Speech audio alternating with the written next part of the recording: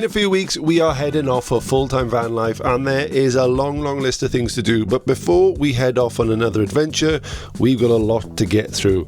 And sadly, one big problem we weren't expecting. Welcome to the channel. We're John and Stacey, and with our two daughters and our dog Dougie, we're stepping away from the routine and working towards full-time van life. Wanderlust Family Adventures follows that journey, slowing life down, living with intention, and spending quality time together. Borda, and welcome back to the channel. Now, last video was a wonderful vlog where we travel around West Wales in the boiling hot sunshine. This one's a bit different. We're doing all the messy jobs. We've started the big work. The first one was the hab check. We needed to get into the nitty gritty of the van. 99% of it was perfect, but we have uncovered a bit of an issue, which we'll talk about in the video. But let's start with what we're doing, okay? Keep you updated. Okay, right, first bit then is the work we've done so far. Number one, hab check. So we go to a really good garage, NCC approved workshop. They are called Caravan Team Limited in Swansea, okay? Now the first thing they said is the paperwork that we've had from the van, some of it, particularly the previous hab check, looks a bit sketchy. The people who did the work aren't NCC approved workshop, so that raised some alarm bells, and everything went perfect. So in terms of the electric, the underside of the vehicle, the bodywork, the water system, the LPG, which we don't have, but they look at the gas element of it, ventilation, everything. And then they got to the garage.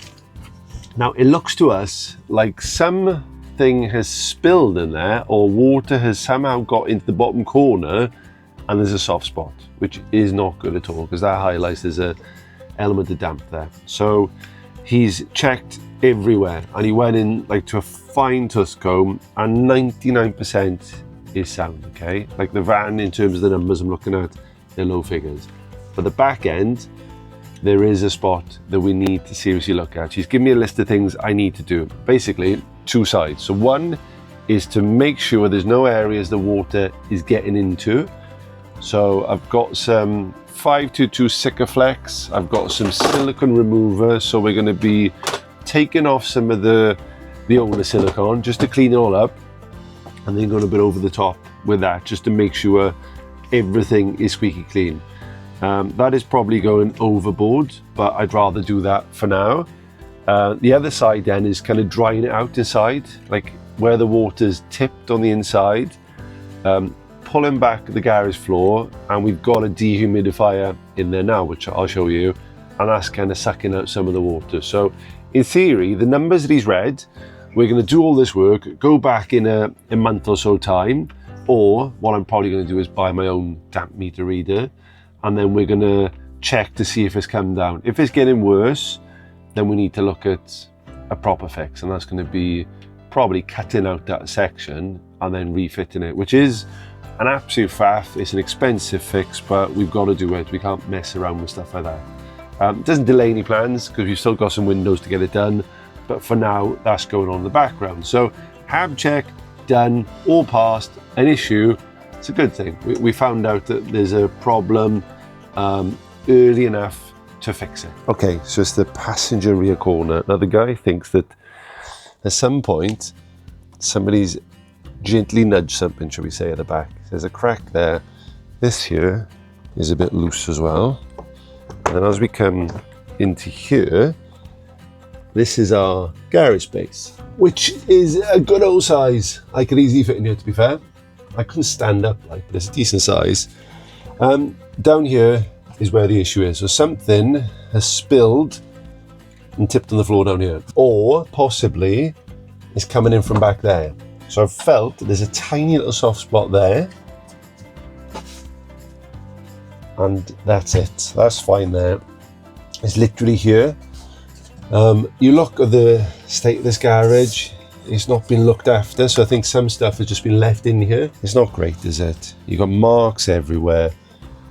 You could do with a lot of TLC. He tested here as well, which is this little mark here, with these little spots, and he did say that there are some pimpling, which is an early sign of like damp here, but that could quite easily be condensation that's been building up inside of here.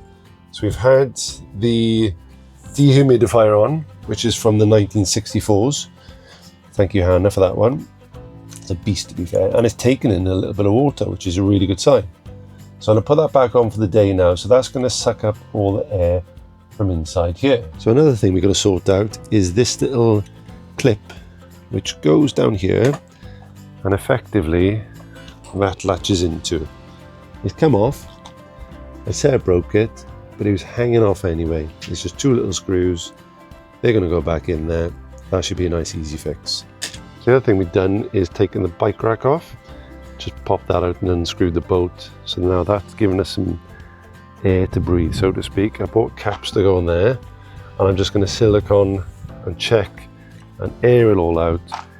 Down here, this is going to be siliconed as well, all the way up there, and especially that little run up there, because there's a bit that we've got to do as well. Right, first job we're doing right now is the silicone, all the gear, no idea.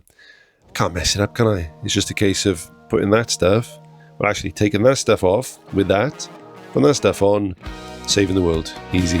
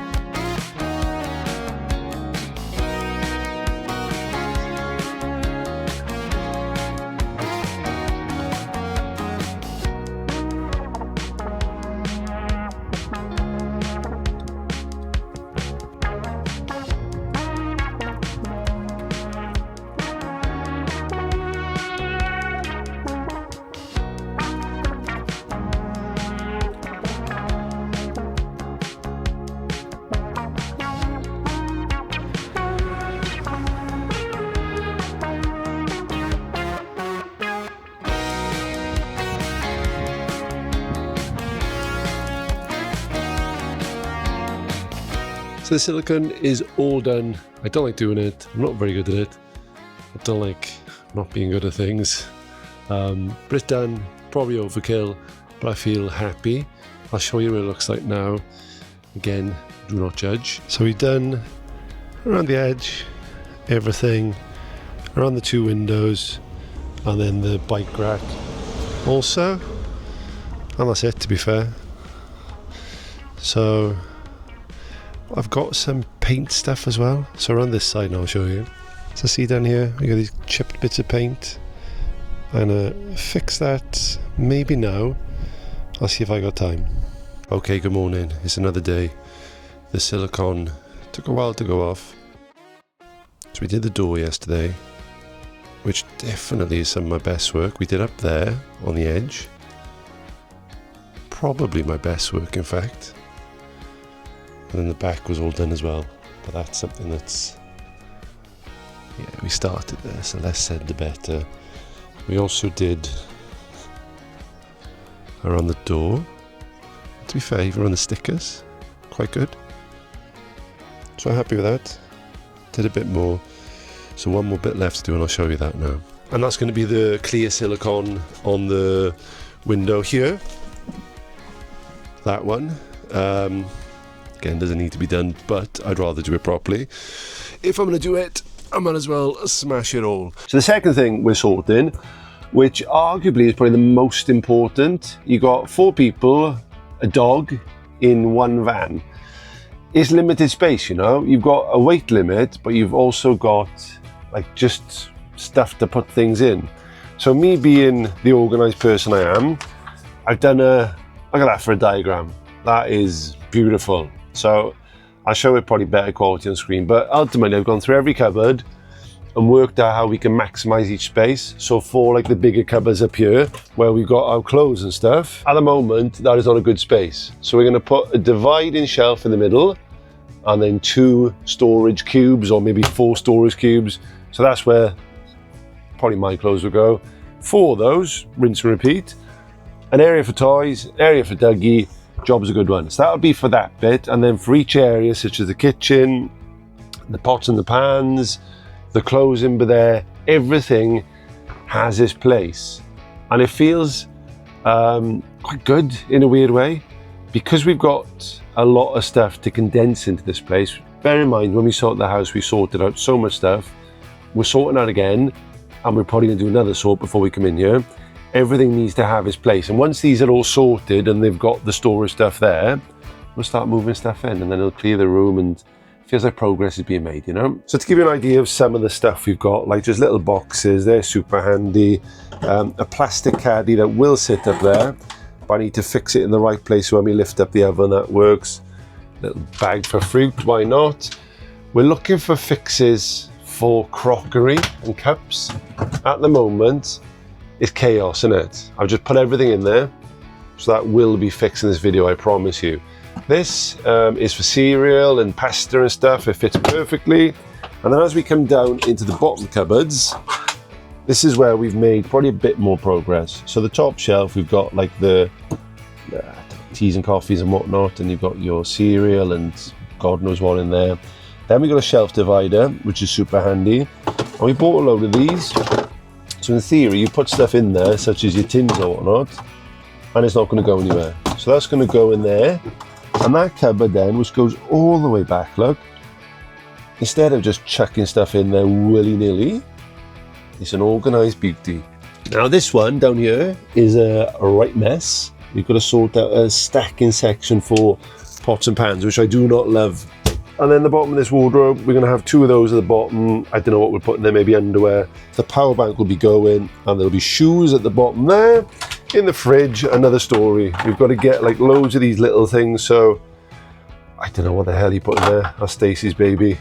And these pots of beans, God knows. But if we can get loads of those in there, it just means that we can store smartly. As you go into the bathroom, perfect. They fit lovely, and then we've got little rooms either side.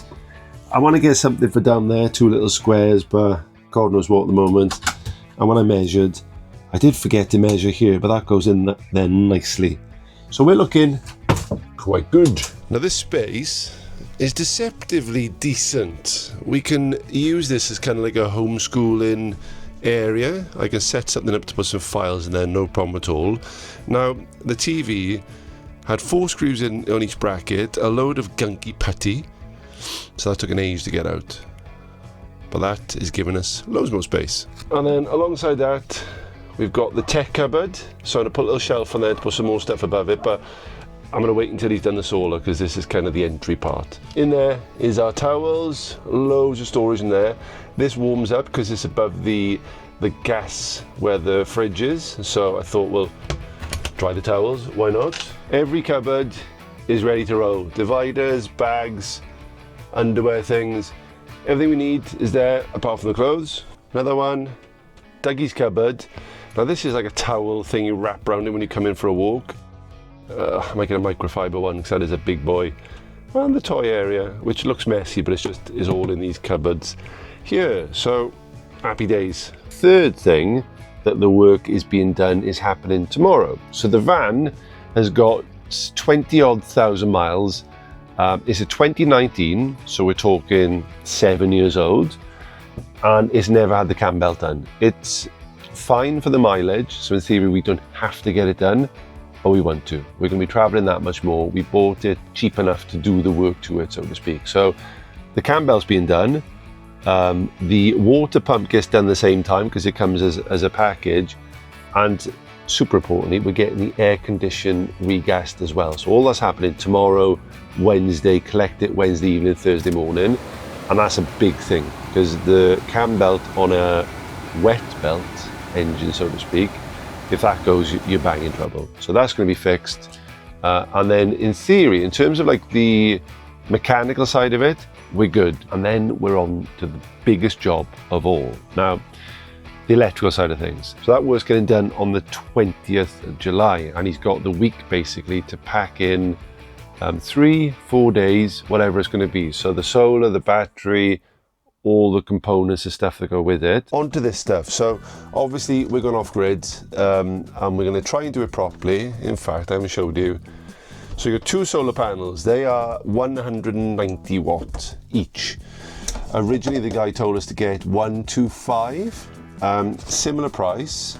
That's just a little bit wider, probably 7 centimeters wider. So I thought, well, why not let's get like 2 of those for 190, and it's not doubled, but near enough the size of the Energy coming in. If you're going to do it, again, just do it properly. We've got a DC charger, which is going to go with the front, and we'll charge the battery as we're driving. Speaking of, the battery's down here. I'm not lifting it. I've just been for a run and my body's dying already. So if I lift that big boy, I'll pass out. We got a blue smart charger. Don't really know what that is, to be fair, but it's got an app and it'll tell me how much power we've got. In addition to that, now the guy didn't tell me to buy this, but I couldn't help myself. I love data and I like information and I like knowing things. So this little boy is a smart shunt, that was. So this, I don't know if it clips onto the battery or something, but in effect, it's a super smart little chip in here that tells you exactly how much battery you've got, what you're using, and what's coming in. And then with that calculation, you can survive for X amount of days, which, for what that cost, which wasn't cheap, is still a massive peace of mind. If I know that, okay, we're parked here, we've got juice to last us for 4 days, kick back and relax. Imagine not knowing that. Nah, not for me. Next up, that is just a battery, like a stand it sits in, so that's all good. Then we've got a Lynx distributor, so a modular DC bus bar. So that's all I know. That's all I know. They're pretty in blue and expensive. Then we've got the 3000 watt inverter there, the Energy one. I'm not going to open that because it's boxed up and it's tidy. And then the Max Fan Deluxe. It's a mouthful. So that is not cheap, just for a bit of ventilation, but apparently they're class. If you've used them before, let me know, because they're all over the social media and their ratings are genuine. They seem like a good product. So that is going to go up there, which is the highest part of the van, and that's going to suck the air out, all the hot air, or pull it in. And then we've got the one above us, which is the large one at the back, 2 rear windows. You know, there's windows galore here. So in theory, that's going to give us a nice little bit of a breeze in here, in theory. So that's all the gear, and I've still got no idea. That's going to be fitted on the 20th of July. It's now the 5th of July. So we're talking, what, 2 weeks or so off. I've done the damp issue. That's all sorted. So it just needs to kind of sit and breathe, so to speak. The cupboards are all done. This is kind of like the last piece of the puzzle. Don't get me wrong. There's a huge list of things we need to get done, but it'll happen. So this probably wasn't the most exciting week, if I'm being honest. And Stacey's hardly been on camera. It's been a head down, bum up kind of week, but thank you for watching. I hope you're looking forward to our adventures and coming along for the journey. We'll catch you in the next one where we're actually getting out and about. So we'll see you soon. Take care.